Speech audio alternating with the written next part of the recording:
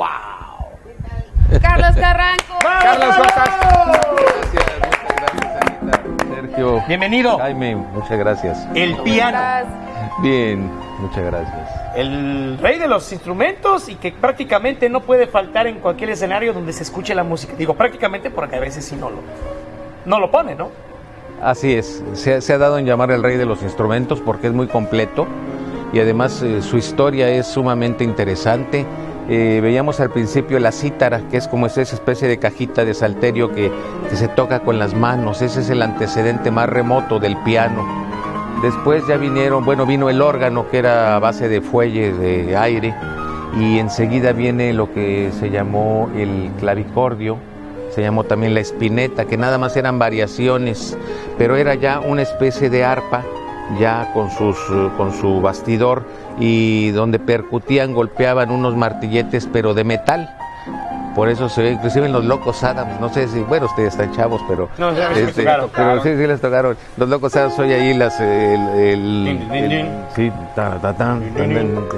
se oyen los sonidos del clavicordio o clavicímbalos, que se le llamaba también la espineta, pero son sonidos metálicos que no tenían modulaciones ni para arriba ni para abajo, eran así monocordes, o sea, un solo tipo de sonido, ¿no? Pero es en 1698 cuando un italiano que se dedicaba a cuidar los instrumentos de los Medici en Italia, de nombre Bartolomeo Cristofori, inventa el pianoforte. ¿Qué significa pianoforte? Que puedes hacer movimientos suaves, piano es suave en italiano, y fuertes.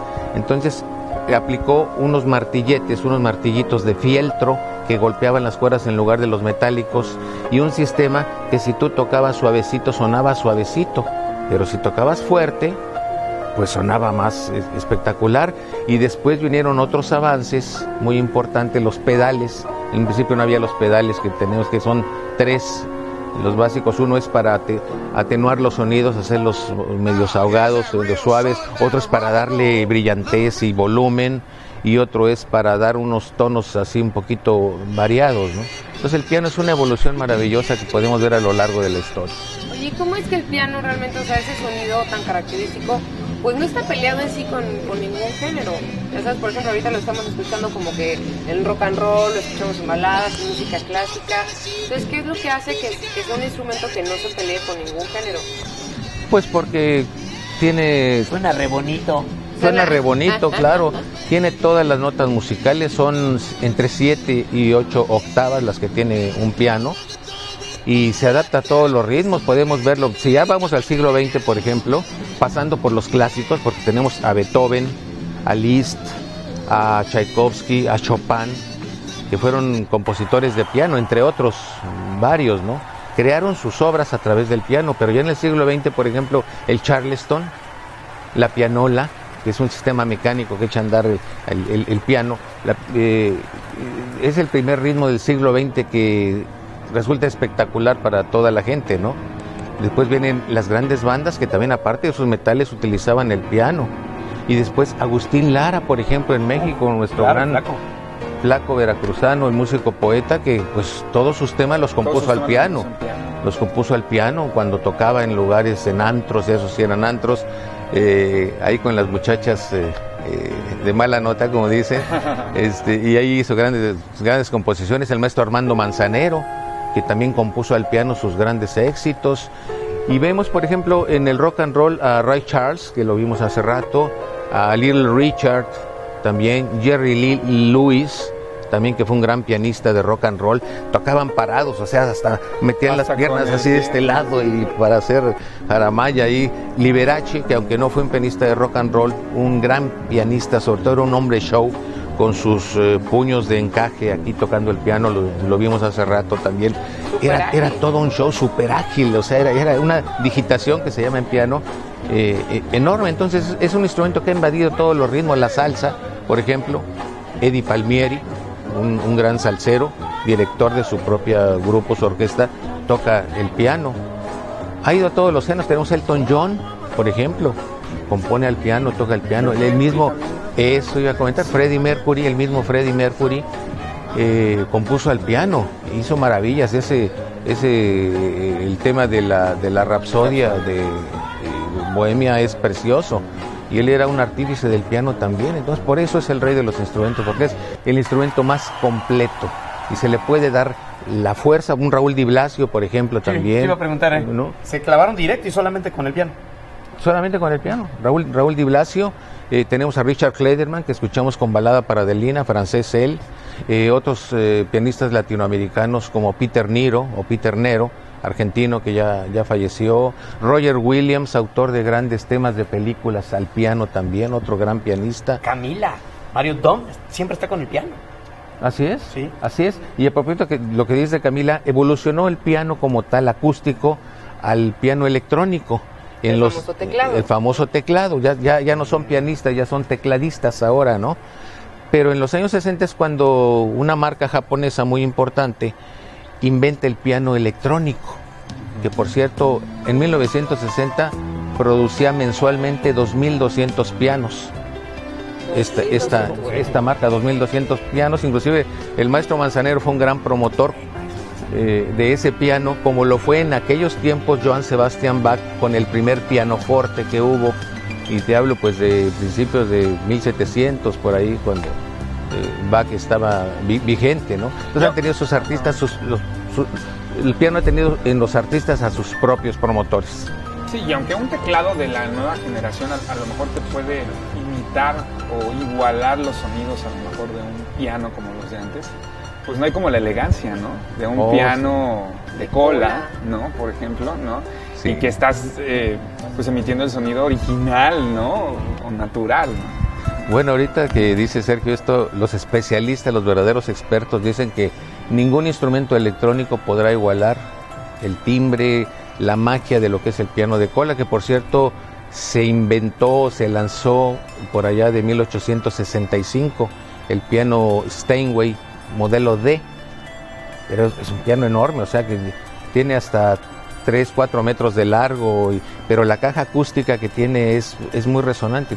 Todavía a la fecha se utilizan los pianos de cola para los grandes conciertos. ¿Cómo se fue checando, no? Porque de cola, luego de media cola también, hay pianos de media cola, ¿no? Que son mucho más pequeños, ¿no? Así hasta es. llegar al teclado eléctrico. Sí, ¿no? Y es el piano vertical también. Y luego ya lo tocas ahora desde tu celular, porque también lo tienes aquí, ¿no? Exactamente. Ay, pero no es Sí, no, claro, no. Oye, en las iglesias también, ¿no? Suena demasiado. En las iglesias, es el órgano, que es el antecedente, curiosamente, fue primero el órgano, como comentaba hace rato, y después el piano, pero era a base de fuelles y de tubas, silbatos, vamos a ponerlo, de distintos tamaños que daban el tono, que fue la música sacra, digamos, de por ahí del Renacimiento para acá un poquito, ¿no? El órgano también es un teclado también, pero ahora, como dice Sergio, se ha simplificado todo, y ahora electrónicamente pues se imitan muchos sonidos, pero no tienen la magia, como decía, de lo acústico, ¿no? Algunos DJs de su base es precisamente de tocar el teclado, ¿no? Sí, sí, exactamente. Y bueno, hay que mencionar algo muy interesante: un piano de cola tiene 12,000 piezas, o sea, consta de 12,000 piezas. 12,000 piezas para hacer uno solo. Para hacer un solo piano de cola, de los pianos de concierto. Porque, bueno, lo fueron perfeccionando grandes, por ejemplo, la Steinway y Sons y hijos, fue la gran fabricante, Wurlitzer, Rosenkrantz, fueron perfeccionando detallitos pequeñitos que le daban mayor sonoridad, o podía el pianista imprimirle también elementos aún más suaves de los que tenía el pianoforte originalmente. Entonces a eso se debe, son como articulaciones, articulaciones mecánicas, porque todo es mecánico. En el piano no hay nada electrónico, hasta que vino el fabricante japonés que no debo decir su nombre, pero Luego te voy a recomendar a uno que se llama Jamie Cullum. Se pone a zapatear en un concierto, le estaba dando en Roma, se llama Jamie Cullum, y empieza con sus Converse, se trepa al piano de cola y empieza a zapatearlo, o de repente, o sea, simplemente lo cierra y empieza, pero tú dices, ¿a quién se le ocurre zapatear? ¿Y qué te has escuchado? No, es un ¿Súper espectáculo. Bien? Para la gente que nos ve en YouTube, abra otra pestañita, no sé qué de ver, y busque Jamie Cullum Next Year. Es una... Ya es más show, ¿no? No sé, Pues o sea, sí, es que que se escuche bien. ¿no? lo que pasa es de que empieza a usarlo como un instrumento de percusión hasta llegar finalmente a sentarse y tocar. O sea, entonces, ¿cuántos sonidos realmente nos puede dar hasta un piano de cola? En el jazz seguramente habrá habido también alguno que le entra esa pasión musical y empieza a utilizarlo como un instrumento así. Sí, efectivamente, sacan todas las propiedades físicas del instrumento. Y esto no lo sabía, que zapateaban encima de un piano, entonces explotan al máximo el instrumento, no hace falta que no lo tiren para que salga otro sonido distinto. Qué bueno que en el brunch no se usa. Pero la esencia, y ahí está, ¿no? Lo hemos visto de grandes pianistas que sigue siendo su herramienta y su instrumento de trabajo y sacan cosas increíbles, ¿no? Por ello es que muchos artistas de las nuevas generaciones, no digo que todos, pero algunos que no componen, recurren a estos grandes talentos para que sean parte de su música, ¿no? Te ayuda a vocalizar también, ¿no? El piano sí, totalmente. O sea, la base para que un cantante sea afinado es el solfeo, la vocalización, ¿no? Y está con el pianito. Sí, yo en mis clases de canto también yo la llevaba. Sus clases de canto. Carlos, muchas gracias por acompañarnos.